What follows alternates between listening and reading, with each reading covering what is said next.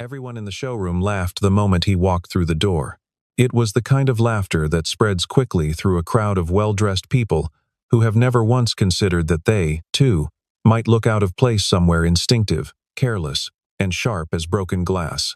The man standing just inside the entrance was wearing a pair of dark work pants, stained with grease along the left knee, a faded canvas jacket that had been washed so many times the original color was impossible to determine, and boots that had clearly seen a decade of hard use. He carried no briefcase, no invitation visibly in hand, and his dark hair was slightly disheveled in the way of someone who had driven with the windows down. He looked, in the most precise terms, like someone who belonged beneath a car, rather than beside one worth $500,000. The laughter was loudest, most cutting, most deliberate from a woman standing near the far end of the showroom floor, holding a glass of champagne in one hand and a conversation in the other. Olivia Carter, 29 years old, CEO of Carter Holdings, paused mid-sentence to let the full weight of her amusement land. She looked at the man the way a person looks at something that does not belong to them and never could, and she said something quietly to the security officer standing nearby. The man in the work clothes simply looked at her for a moment, not with anger, not with hurt, but with a kind of calm that is rarer and more unsettling than either, and then turned and walked back toward the exit. What no one in that room knew, including Olivia herself, was that within the next 30 minutes, the entire evening would change, and it would change because of him. Jack Turner was 38 years old and had been running his garage on the east side of Millbrook for 11 years. The garage was called Turner Restoration, and if you drove past it without knowing what you were looking for, you might not slow down at all. The sign above the bay doors was modest, hand-painted in dark green letters that had faded slightly over the years. The building itself was a converted warehouse with good bones, high ceilings that allowed room for a lift and a pair of halogen work lights, and a side room with a desk where Jack kept his records in a filing system that made sense only to him. He had one full-time employee, a young man named Danny, who had come to him at 17 asking for a summer job and never quite left, and two part-time helpers who came on weekends during busy restoration seasons. The garage did not have a website, did not run advertisements, and did not need to. Every piece of work Jack took in came by word of mouth, and the waiting list for his restorations ran, on average, between 14 and 18 months. He worked on vehicles that most mechanics would not touch, cars from the 1940s and 1950s, machines whose original parts were no longer manufactured and whose repair required a combination of engineering precision and something that could only be called instinct, a feel for the materials and the era and the specific character of each machine. Jack had both. He had always had both. He was also a single father. His daughter, Maya, was 9 years old, and she came to the garage after school on days when the sitter was unavailable, and she did her homework at a small desk Jack had set up near the side window, eating crackers from a bag and drawing horses in the margins of her notebook. She called his employees by their first names and had a habit of asking technical questions that made Danny laugh and then scramble to answer correctly because she always knew when he was guessing. Jack had raised her alone since she was 3.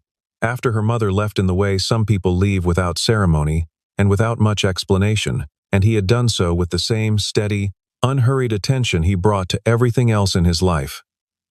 He did not talk about it often. He did not talk about most things often. He was a man who communicated through what he did rather than what he said. And what he did, consistently and without fanfare, was exceptional. The invitation to the Millbrook Classic and Collector Automotive Exhibition had arrived 6 weeks earlier in a plain envelope, the kind with a gold foil crest on the back flap. Jack had read it at his desk, set it down, and then gone back to the differential he had been rebuilding. He read it again the following morning over coffee and decided he would go, not because he particularly enjoyed large events with champagne and people in tailored suits, but because the car he had been restoring for the past 2 years, a 1953 Hudson Hornet, originally dark blue, now brought back to a color so precise it matched the paint code in the original factory. Documentation had been selected as a finalist in the collector vehicle category, and he thought it deserved to be seen. The Hudson had come to him in what collectors called barn find condition, meaning it had been sitting in a structure with a leaking roof for somewhere between 20 and 30 years, and the state of the interior, The chrome, the mechanicals, and the bodywork had been, in the most clinical terms, catastrophic. What Jack had done to it over those 2 years was not restoration in the loose sense the word is sometimes used. It was something closer to resurrection. He had not owned a suit he felt comfortable in since his 20s, and the one he found in the back of his closet the night before, the exhibition was slightly too wide in the shoulders and had a lapel width that had gone out of fashion a decade earlier. He tried it on, looked in the mirror for a moment, and decided that it would do. Maya, sitting on the edge of his bed, said it looked fine and that she was proud of his car, and he kissed the top of her head and told her he would be home before 9. He had not accounted for the fact that the jacket was in worse shape than he remembered, and that, during the drive over, he had pulled over to check something under the hood of a neighbor's car that had been making a sound he did not like, and in doing so, had gotten a stripe of grease across the left knee of his pants and a smaller mark on the cuff of his jacket. He had not noticed until he was already parked and walking toward the building. Olivia Carter had been preparing for the exhibition for 3 weeks. Not the exhibition itself, she had attended enough of these events that the logistics were routine, but the particular impression she intended to make at it.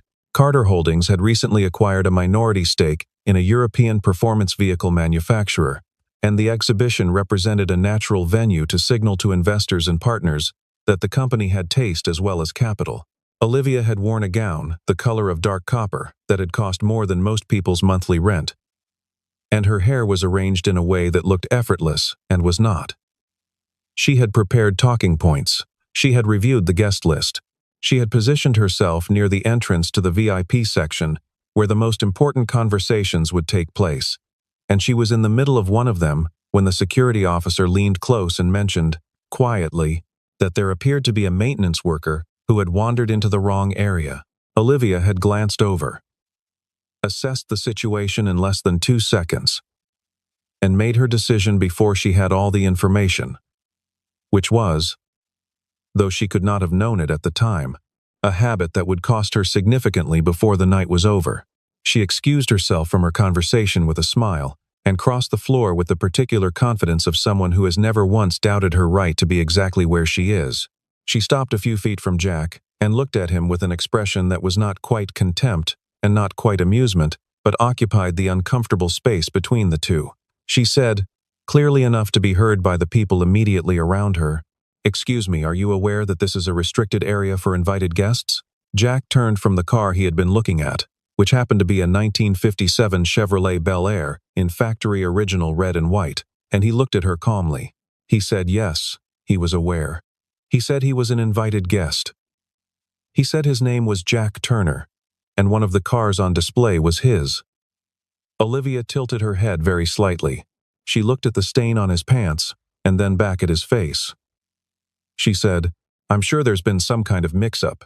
The phrase was delivered in the tone of someone who does not actually believe there has been a mix-up, and who is indicating as much without being willing to say so directly. It was a particular kind of rudeness that presents itself as reasonableness. And it was in some ways worse than a direct insult. The people nearby had fallen quiet in that particular way that happens when something uncomfortable is occurring, and everyone knows it, but no one wants to be the one to address it. A few of them were smiling, in a way that suggested they found the spectacle entertaining. One woman near the champagne station turned very slightly away, as if distance from the scene might excuse her from having witnessed it. A man in a dark blazer studied the hood ornament of the nearest car with sudden intense interest. Nobody spoke. Nobody intervened. Jack did not raise his voice. He did not flush with embarrassment or clench his jaw, or do any of the things a person does when they are fighting the urge to respond to unfairness with equal force.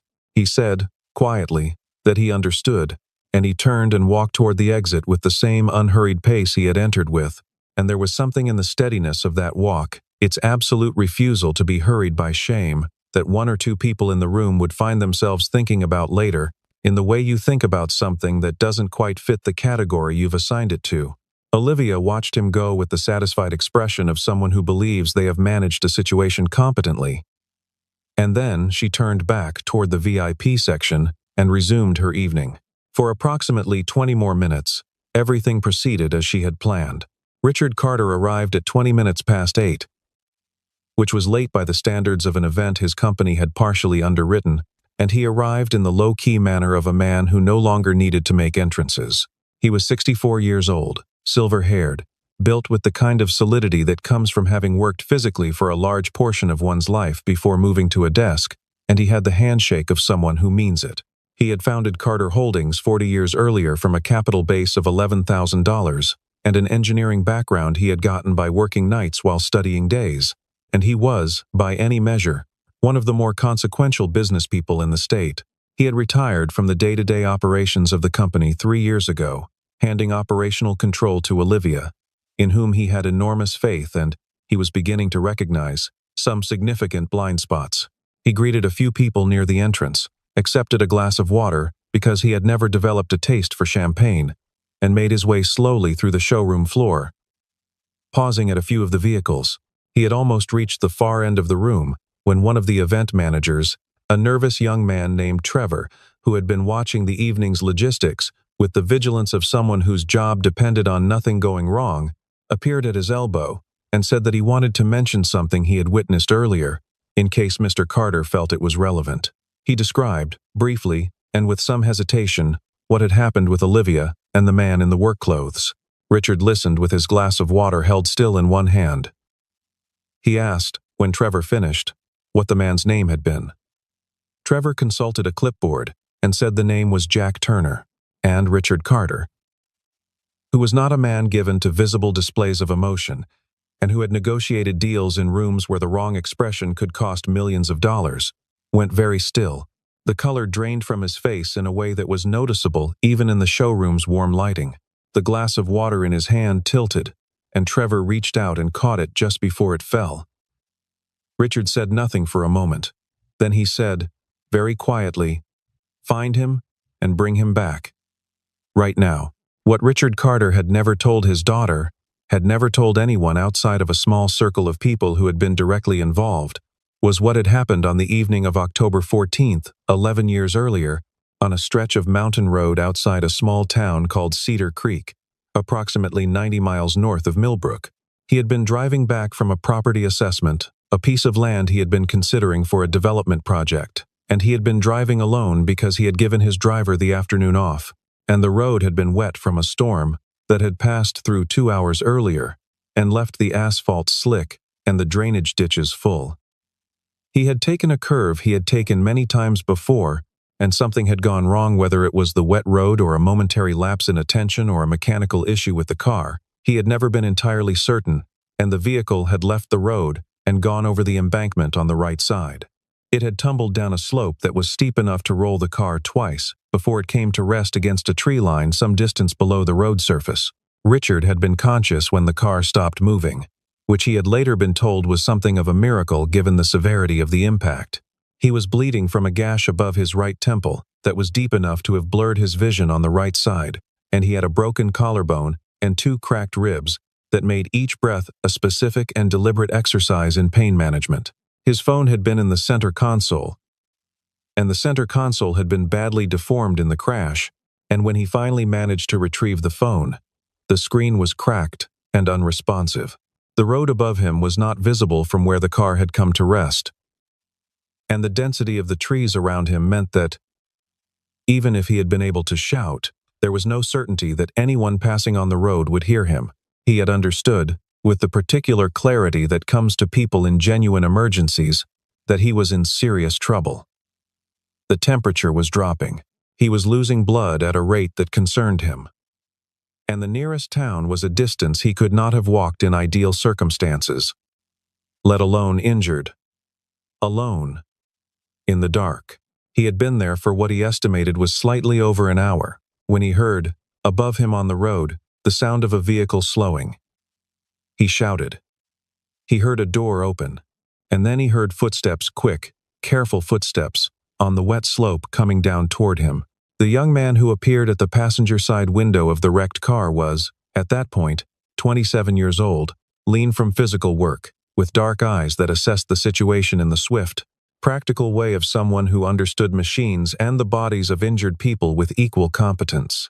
He had a first aid kit in his truck. He drove a truck, an old one, well-maintained, and he had a rope and a come-along and a flashlight, because he was the kind of person who kept things in his truck that might someday be needed.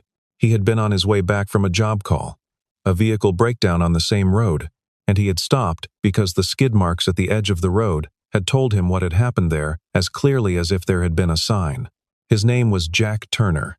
He was 27 years old. He was not yet the owner of a garage but was working toward it, saving money from his mechanic's wages and taking on private jobs on the side. He climbed down the embankment, assessed Richard's injuries with a steadiness that impressed Richard even through the haze of pain and blood loss, applied pressure to the head wound with gauze from the first aid kit, and then did something that Richard had never forgotten and never would. He made a calculation about the risk of moving an injured person against the risk of leaving him in deteriorating conditions, and he made that calculation quickly and correctly, and he acted on it. He could not get his truck down the embankment.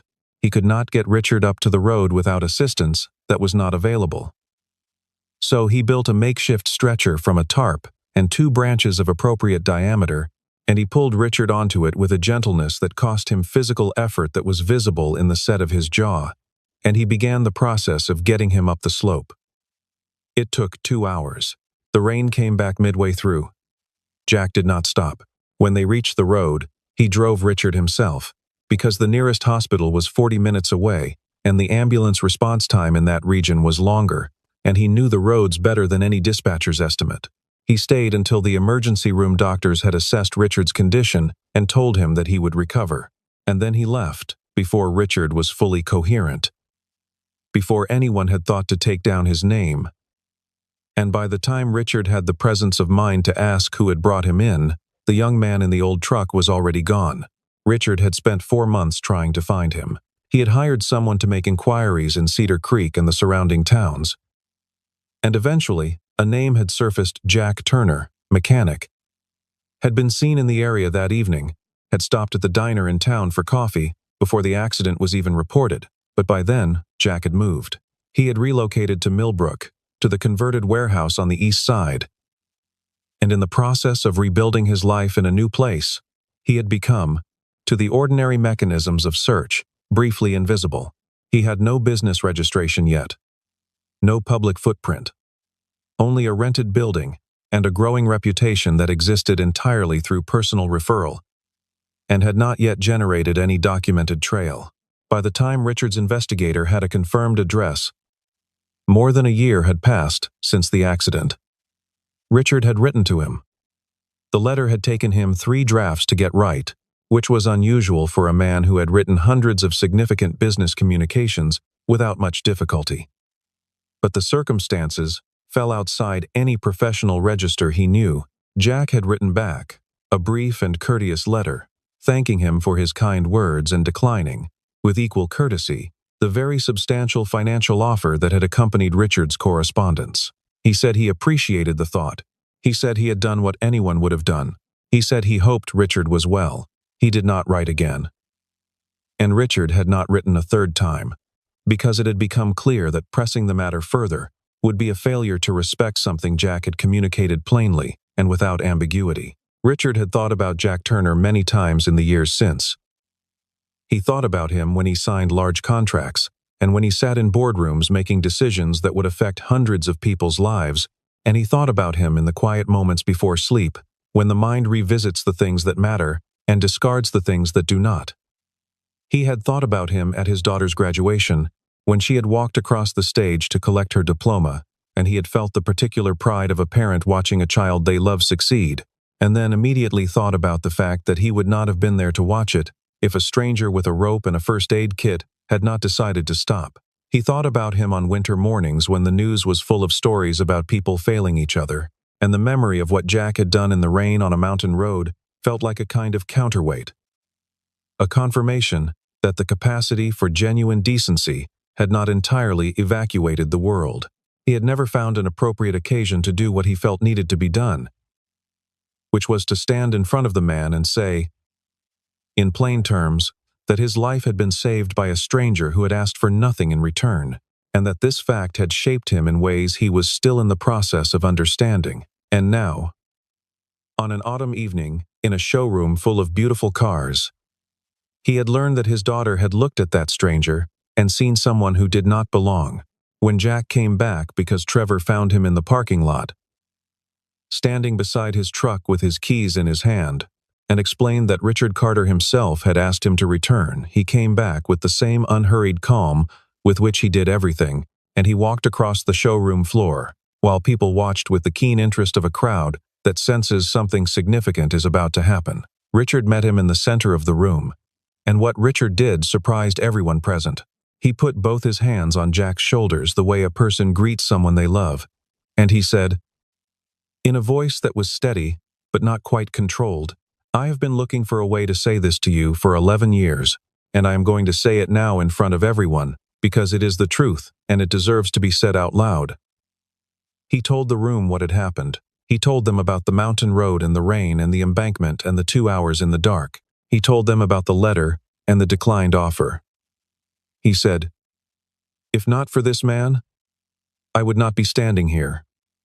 The room was entirely silent, and Olivia Carter, standing 10 feet away with her champagne glass held very still in one hand, felt something shift inside her chest that she did not have an immediate name for, but that would, in the days that followed, resolve itself into something she recognized as shame.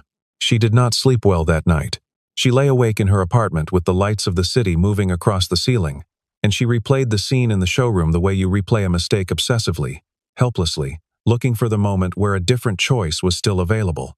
She thought about the expression on Jack's face when she had asked him if he knew the area was for invited guests, the particular patience of it, and she understood now that he had not been patient because he was deferential, or because he lacked confidence. He had been patient because he was, simply and genuinely, a patient person. And the situation, however unpleasant, had not required anything more from him than patience. He had not needed to defend himself. He had not needed to prove anything. That was the part that stayed with her. The absence of need in him, when nearly everyone she dealt with was defined almost entirely by their needs for recognition, for status, for the visible markers of success that reassured them and everyone around them that they had arrived somewhere worth arriving at. She went to Turner Restoration the following week. She had thought about calling first and decided not to, on the grounds that calling gave him the opportunity to decline before she had said what she needed to say. And she suspected he would take that opportunity. She drove herself, in a car that was understated by her standards, and she parked in the small lot beside the garage and sat in the car for a moment before going in. Danny, who was working on a carburetor at the front bench, looked up when she came through the door, and then looked again with the expression of someone who is fairly certain they recognize a face, but cannot place the context. She asked for Jack. Danny disappeared into the back and came back a few minutes later and said, "Mr. Turner was in the middle of something but would be out shortly." She waited near the front, looking at the photographs on the wall before and after photographs of restorations, cars that had come in as wrecks and left as something close to art. She was looking at a photograph of what she eventually identified as a 1948 Packard Custom 8 when Jack came through the door from the back, wiping his hands on a cloth. He stopped when he saw her. His expression did not change significantly, but he went slightly still in the way of someone who is deciding something. He listened when she spoke. She had prepared what she was going to say, and then, standing in front of him in the concrete-floored garage with the smell of oil and metal in the air, she abandoned the prepared version and said what she actually meant, which was that she had treated him with contempt based on how he looked rather than who he was, and that she had done it publicly, and that she was sorry. Not sorry in the way people say they are sorry when they mean they are sorry to have been caught, but sorry in the way that acknowledges genuine wrongdoing. Jack listened to all of it. Then he said, quietly, that he appreciated her coming. He said he understood that the situation had looked a certain way from where she was standing. He did not say it was all right, because it hadn't been. And he was too honest a person to say otherwise, but he said he thought people were capable of better than their worst moments, and that he was willing to believe she was one of them. It was, Olivia thought, a more generous response than she deserved. She came back the following week, and the week after that. Not with any particular agenda, beyond a growing desire to understand something she had not previously considered worth understanding. She watched the way Jack moved through his work, the precision of it, the care, the way he would stop what he was doing when a customer came in and give them his full attention without any visible impatience. She watched the way Danny and his part-time helpers looked at him, which was not the way employees look at a boss they are merely tolerating, but the way apprentices look at someone they are actively learning from. She watched the way he talked to Maya on the afternoons. The girl came to the garage, seriously and without condescension, answering her technical questions with the same rigor he brought to everything else. She was beginning to understand that the metric she had always used to measure people, their title, their salary, their visibility, was measuring the wrong thing entirely. And she was also, though she was not yet ready to admit it even to herself, beginning to look forward to the days when she had a reason to return. The crisis arrived in December. It arrived, as crises often do, at the worst possible time and in the most inconvenient possible form. Carter Holdings had been developing an electric vehicle platform for 18 months in partnership with a mid-size manufacturer, a project that had been intended as the company's signal to the market that it was not merely invested in the future of transportation, but was actively building it. The launch had been scheduled for the first quarter of the coming year, and a prototype had been in testing for the past 3 months. The results of the testing had been, on the surface, acceptable. Underneath the surface, they were not. There was a thermal management problem in the battery pack, a flaw in the heat dissipation design that caused the pack to run at elevated temperatures under sustained load, which reduced both range and battery life in ways that would become apparent to consumers very quickly and very publicly. The engineering team had flagged it in internal documentation, but had characterized it as a known issue being actively managed rather than a fundamental design problem, and the characterization had moved through the organization in the way that comfortable news moves, quickly and without challenge. Jack had come to the company's technical facility to discuss a separate matter, a consultation on a vintage vehicle that was part of a promotional campaign, and while he was waiting for the appropriate person to become available, he had looked at the prototype documentation that had been left on a table in the conference room where he was waiting. The way a person with mechanical instincts automatically looks at mechanical documentation. He had read a paragraph, and then another, and then he had sat down and read the thermal management section in its entirety. He found Olivia's office because he asked the receptionist where it was. And when he came in, she looked up from her desk and saw something in his face that she had learned, in the weeks of visiting his garage, to take seriously: a focused, contained concern that was neither alarm nor dismissal. He put the documentation on her desk and pointed to the section he had been reading. And he explained, in clear and specific terms, what he believed the problem was and why he believed the proposed management solution would not be adequate over the product's intended life cycle. He said he thought the core issue was in the geometry of the cooling channels, and he described a modification approach that could address it without requiring a full redesign. Olivia's engineering team resisted the suggestion, initially, with the particular defensiveness of specialists who have just been told by an outsider that they have missed something. Jack did not argue. He provided documentation, drew a schematic at the whiteboard, and answered every technical objection with the patience of someone who has spent his professional life diagnosing problems that others have failed to solve. By the third hour of the meeting, 2 of the 4 engineers in the room had changed their position. By the following day, the testing data supported his assessment. The modification was implemented over 6 weeks of intensive work, and the revised prototype tested correctly. The launch was delayed by 1 quarter, which cost the company real money, but it launched correctly. The alternative, a product failure in market, with the attendant recall and reputational damage, would have cost far more. The board, initially disposed toward questioning Olivia's leadership through the crisis, reversed its position when the full account of events was made available to them. Richard, who had been briefed privately, said very little. But the particular quality of his silence communicated what words would have made too obvious. Olivia began asking different questions after that. She asked Jack, over coffee in his side office on a cold afternoon in February, where he had developed that level of technical knowledge. He answered directly, without particular drama. He had a degree in mechanical engineering from a state university, followed by 5 years at a manufacturing firm where he had worked on drivetrain and thermal systems, followed by another 3 years at a consulting firm where he had assessed mechanical designs for major automotive clients. He had left consulting 11 years ago, when his mother's health declined and required his full attention. And during those final months of her life, he had begun working on cars again, the physical work, the manual precision, the satisfaction of a problem solved in material rather than theoretical terms. And when she died, he had looked at his life and decided that the version of success he had been building before was not the version he wanted. He had found the warehouse in Millbrook. He had put every skill he had into the work itself, and the work had been enough, and then more than enough, and he had never seriously considered going back. She looked at him for a moment when he finished, and he met her eyes with the same calm steadiness that had unsettled her the first time she saw it. She said, "You never told anyone any of this." He said there had never been a particular reason to. She said, "You must have thought we were all very superficial." He considered this for a moment, genuinely, and without the performance of consideration, the way someone thinks about a question they take seriously, and then he said he thought most people were working with the information they had, and that the information most people had about each other was insufficient, and that this was a condition of life rather than a moral failing, though it did suggest that the best response was to be curious rather than to assume.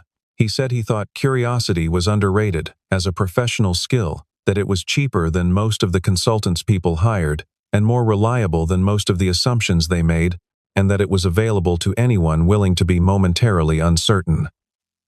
He said this last part without any particular edge in it. But Olivia felt it land with a precision that she suspected was not entirely accidental. It was, she thought, the most precise description of her own mistake that she had ever heard, and it had been offered without any apparent intent to make the point. The company held its annual celebration in March, in the largest venue in Millbrook, with an attendance of 1,400 people that included investors, partners, employees, local officials, and press. The room had been arranged with the care that goes into events designed to project a particular version of a company's identity. White floral arrangements of the architecturally considered kind, lighting that was flattering rather than functional, a stage with a screen behind it, showing a slow-rolling highlight reel of the company's year. Olivia had reviewed every element of the evening's production the week before, and it had been flawless in the way that things Olivia organized tended to be flawless, because she understood logistics the way her father understood people, with a precision that came from paying close attention over a long period of time. It was the kind of event she had organized and hosted many times, and she ran it, as she ran everything, with detailed competence. But when she reached the podium for the keynote address and looked out at the 1,400 faces arranged in the warm light before her, she departed from the prepared remarks at the midway point. She set down the card she had been holding, the one with the talking points about quarterly performance and strategic positioning, and she looked out at the room and told them what had happened in December. Not the sanitized version, not the version in which a valued external consultant had identified an opportunity for improvement, but the actual version in which a mechanic she had publicly humiliated at an automotive exhibition had walked into her company's conference room and saved a product launch. She told them she had invited him tonight. She said his name. She asked him to come to the stage.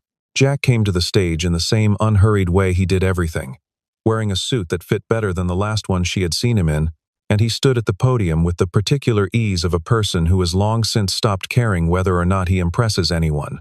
He did not grip the sides of the podium or shift his weight or do any of the small things people do when they are nervous in front of crowds, because he was not nervous, and the absence of that familiar performance of confidence, which is so often mistaken for the real thing, was itself a kind of presence.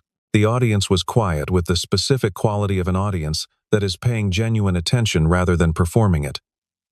The difference between a room that is waiting to applaud and a room that is actually listening. Olivia stood beside him, and she said that she owed him a public apology for a public humiliation, and she gave it, clearly and without qualification, without the softening language people use when they want credit for the apology, while minimizing what required it, and the room responded with a sound that was partly applause and partly something else. A collective exhale. Perhaps the sound of people recognizing a moment they had not expected to see in a venue like this. in a room organized around the display of success. Richard Carter, seated in the front row, watched his daughter with an expression that had not been visible on his face in some years, which was uncomplicated pride. Richard came to the podium when Olivia stepped aside, and he gripped the edge of it with both hands in the manner of a man who wants to say something correctly and is taking the time to ensure he does. He said he had been thinking, for 11 years, about what it meant that a stranger on a mountain road had made a choice to stop and help a man he did not know, and had made that choice completely and without reservation and without any apparent expectation that it would be recognized or rewarded. He said he had a great deal of money, and he had built a company that employed a great many people, and he had been fortunate in ways that he understood were not the product of merit alone. But he said that the single action that had made everything else possible was not his own. It was the action of a young man with a truck and a first aid kit, and the kind of character that does not require an audience. He paused, and then he said, "Money creates wealthy people, but goodness creates great ones." The room stayed quiet for a moment before it responded, and the response, when it came, was long. In the weeks that followed, Olivia and Jack saw each other with a frequency that began as professional and transitioned, gradually and without any particular dramatic moment marking the shift, into something that occupied a different category. They had coffee at the diner 2 blocks from the garage, which became a regular Tuesday morning before Jack's workday started in earnest. They had dinner once, at a restaurant that was Olivia's suggestion and that Jack arrived at on time, and left having paid the check while she was in the middle of a sentence, which made her laugh for the first time in a way she had not expected, and that seemed, to both of them, to indicate something. She visited the garage on a Saturday and found Maya there, eating crackers at the small desk by the window. And Maya looked at her with the direct, assessing gaze of a child who takes no one's measure for granted and makes no allowances for status, and then asked her a technical question about the engine in the car. She had driven something about the sound it made under deceleration which Olivia could not answer, and Jack answered it for her. And Maya nodded seriously, as if logging the information, and the three of them stood in the garage for an hour, talking about the relative merits of different carburetor designs, while the afternoon light moved across the concrete floor, and Olivia thought, not for the first time, that she had been operating for most of her adult life with a map that did not reflect the actual terrain. Jack did not change what his life looked like. The garage remained what it was. The same converted warehouse. The same hand-painted sign fading to a comfortable green. The same filing system that made sense only to him.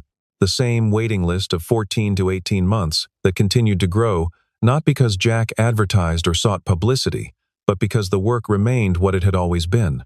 He turned down 2 interview requests from automotive publications during the winter months, not out of false modesty, but because he did not have a great deal to say that the cars themselves did not already say better. He did not take the full consulting arrangement that Richard offered him. Richard had put it to him generously, framed as an advisory role with a title and a meaningful salary, because accepting it in its entirety would have altered the structure of his days in ways he was not interested in altering. He agreed, instead, to review technical documentation on a periodic basis, the kind of work he could do in the mornings before the garage opened, drinking his first cup of coffee at the side desk with the technical drawings spread across the surface, and he set a fee for it that was appropriate to the service, and no more than that. He remained, in all the ways that mattered, exactly what he had been before a woman in a copper-colored gown had looked at his work clothes and decided she already knew everything worth knowing about him. The garage did not know what had happened. The garage did not care. The carburetor waiting to be reassembled on the bench had its own requirements, and they were the same as they had always been, and they were enough.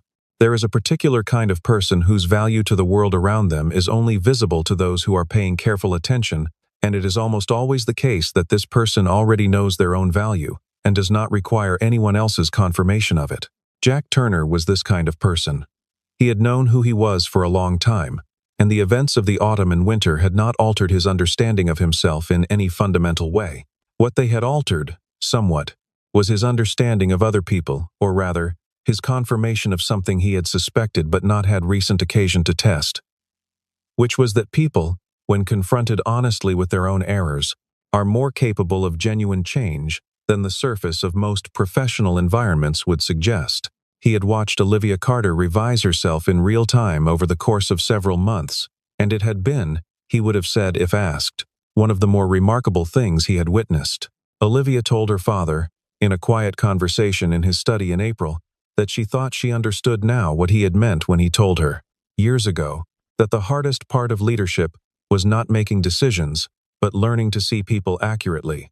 Her father had told her this more than once, and she had nodded and filed it alongside other pieces of advice that made sense in the abstract without fully landing in the practical. It had taken a man in a stained work jacket, quietly turning to leave a room in which he had been made to feel unwelcome, to make it land.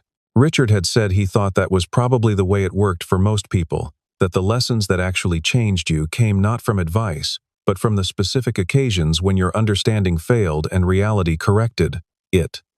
He had said he was sorry it had happened in public. She had said she thought that might have been necessary. He had looked at her for a moment, and then he had said that she might be right.